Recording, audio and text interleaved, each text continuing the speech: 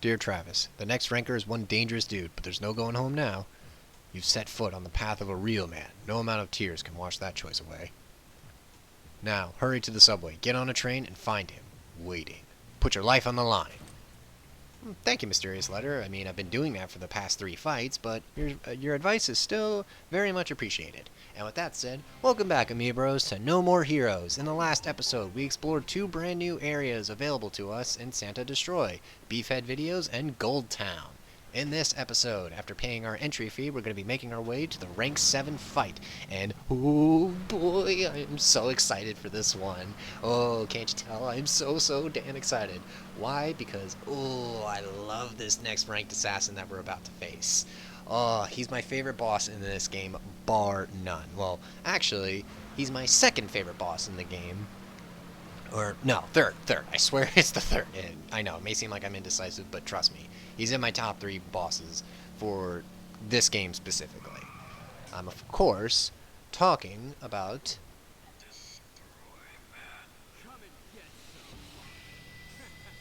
Couldn't have said it better myself.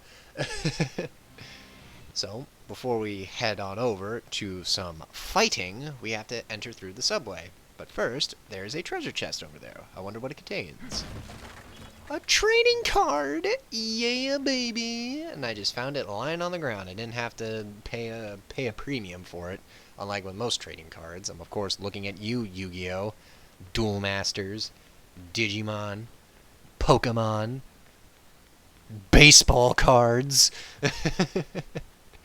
And like I said before, certain trading cards are exclusive to certain difficulties. If you play Bitter, you'll get a brand new set of trading cards available to you, which is nice. Little incentive for playing the game on harder difficulties, other than, you know, just wanting to challenge yourself.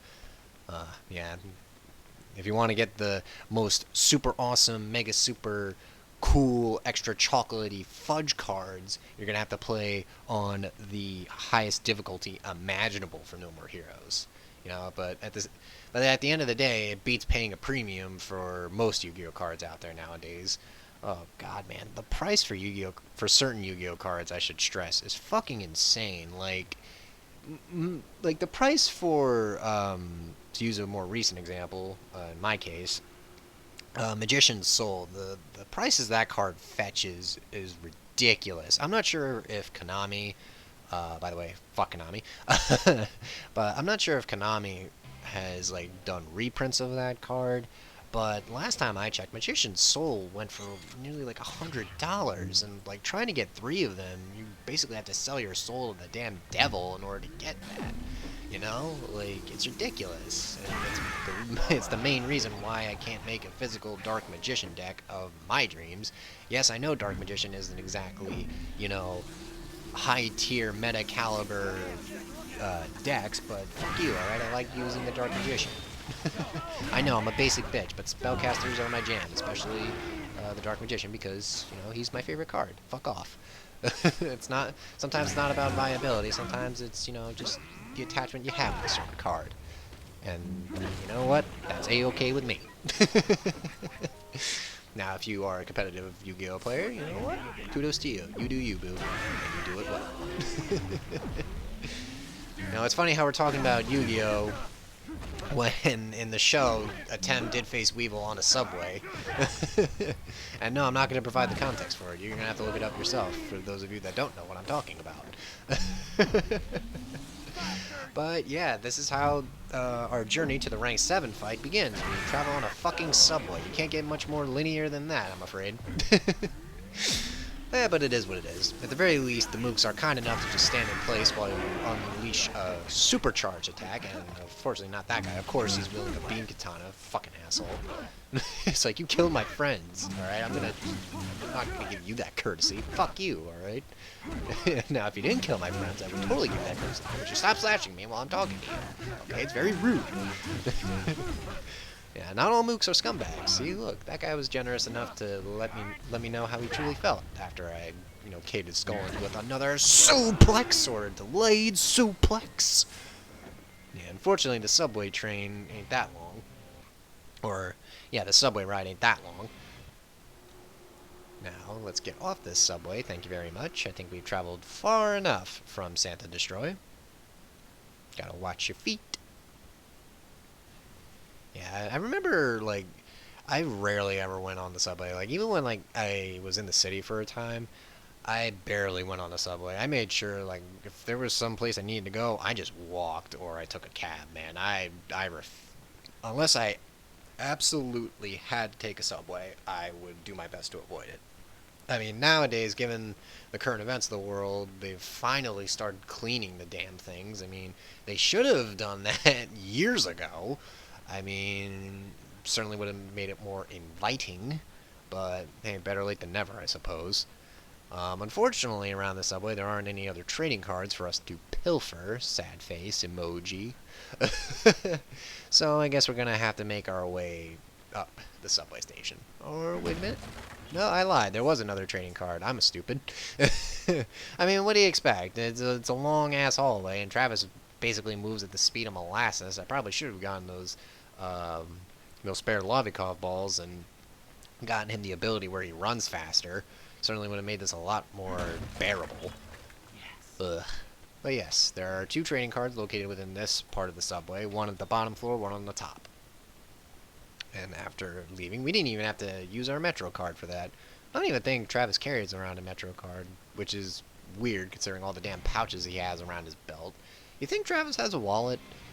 If so, what do you think it looks like? Probably the flag for Santa Destroy. Yeah, the city has its own flag. I've heard of nations having their own flag, but cities, that's a little weird. But hey, it helps with some world building, I guess. I mean, that is one thing I can appreciate about this game is that the locations you go to, they do have names. They're not just given generic names like Film Studio. This place is actually called Bear Hug Studio. You know, even like the companies that you do the side jobs for, they have names like Spinebuster Ave, Waste Lesson. You know, stuff like that does go a long way in making the world a bit more interesting, despite the fact that the world is about as interesting as a piece of cardboard. Ugh, but I digress. Anyway, here we are at Bear Hug Studio. We're facing off against some mooks who, weirdly enough, are like the weirdest monks I've ever... monks. Mooks! God, man. Yeah, they were trained by Liu Kang and Kung Lao in Mortal Kombat, man. That's why they wear the paper bags over their heads for secrecy. Well, we're back to mooks wielding katanas as well as stop signs, weirdly enough. And of course, I unlock Dark Travis when I really don't need it. God, this roulette sucks. But unlike the previous level, we were actually able to utilize this power. God. Yeah, that's right. Run for your lives, dirtbags. You are facing off against a god. You know, it's a shame Travis can never utilize these powers against the other ranked assassins. Certainly would have made things a lot easier, let me tell you, especially later down the road. Ugh. But I guess Travis wants to fight honorably, despite the fact that neither of these ranked assassins ever fight honorably, with the exception of Death Metal and maybe Shinobu. But that's about it. As well, oh no, not true. Yeah, no, actually, yeah, that's true. Never mind. I was thinking about the particular boss. But he does not fight honorably, as he'll state soon enough.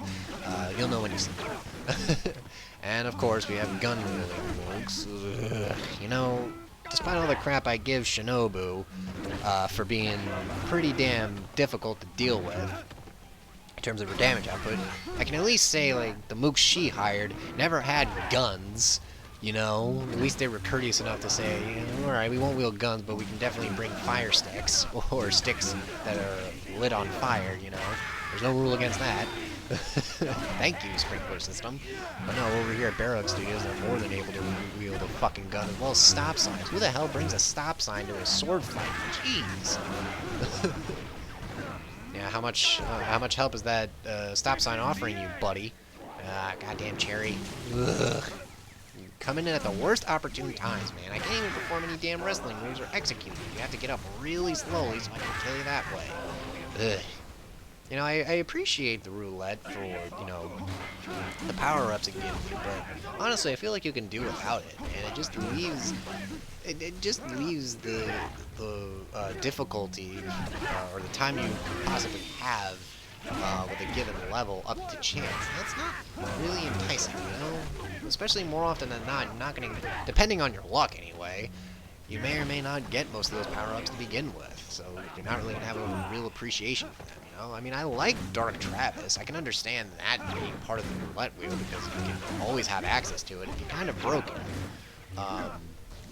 But other power-ups and stuff like that, I don't think they should have been tied to the roulette at all. In fact, I think, you know, they should have had at least like 1 to 2 uses. I mean, I know you probably have to balance the game a bit more with that, but I think it sounds a lot more, I think it makes the combat a lot more interesting than, you know, leaving like power-ups to chance. You know what I mean? But anyway, let's perform another suplex on this guy. I don't understand what kind of visual theme these mooks are going for. Are they going for just like the weirdness factor? Because some of the mooks with the paper bags over their heads, they'll have like, you know, a cat theme going on where like the cat ears, like whiskers drawn on the bag. It's a little weird. I don't understand the visual theme they're going on for with this one. But either way, let's head on over to the next part of this film studio, and of course I'm missing one fucking person. That is one annoying thing about this level, is that given the staircase, it adds another, for lack of a better word, level to this part of the area. And sometimes you can, like, you'll be wondering, like, I got everybody, right? You know, and then all of a sudden that mook will be just upstairs wondering, like, hey guys, where's that guy in the red coat that we're supposed to kill? I swear he should have been here by now. Where is he, man? I want to go home. I'm hungry, damn it.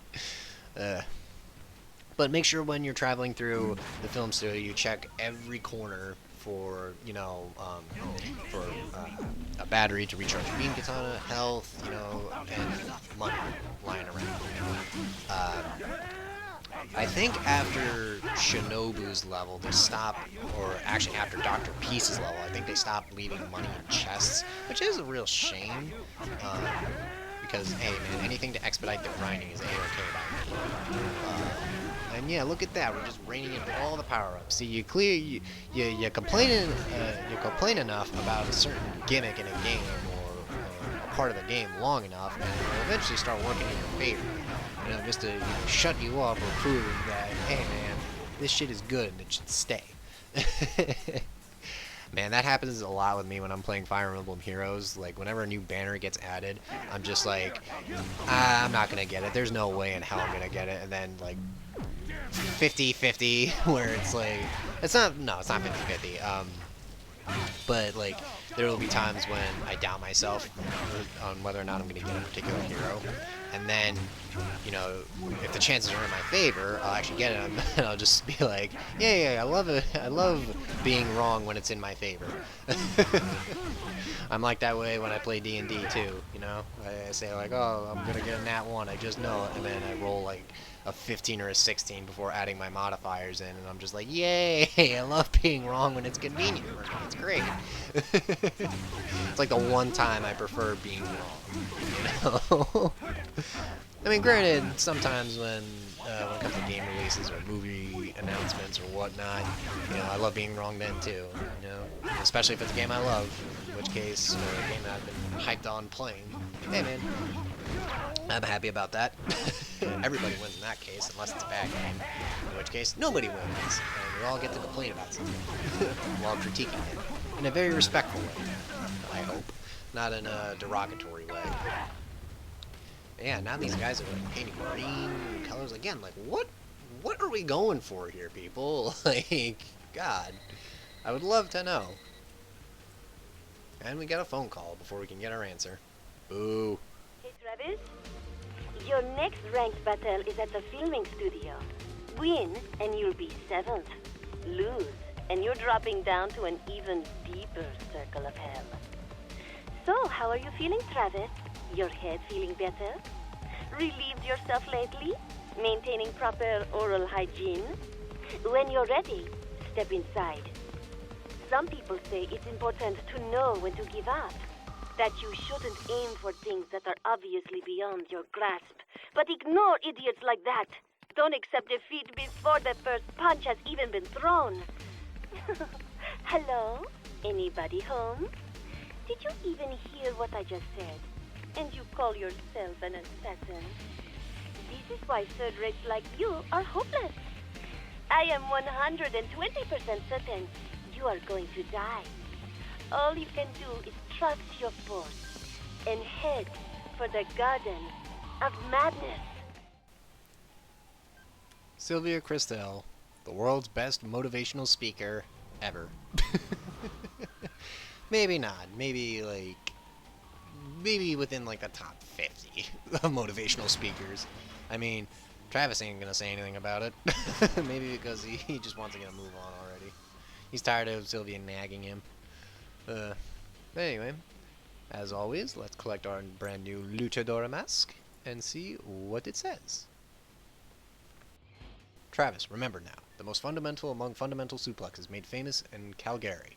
It's the all-natural amusement machine, the German suplex. That's right, we learned Brock Lesnar's favorite wrestling move, the German suplex. And I cannot wait to unleash it upon not New Destroy Man, Destroy Man. God, I fucked that ending up. Anyway, next time on No More Heroes, guys, we're going to be facing off against Destroy Man. See you guys then.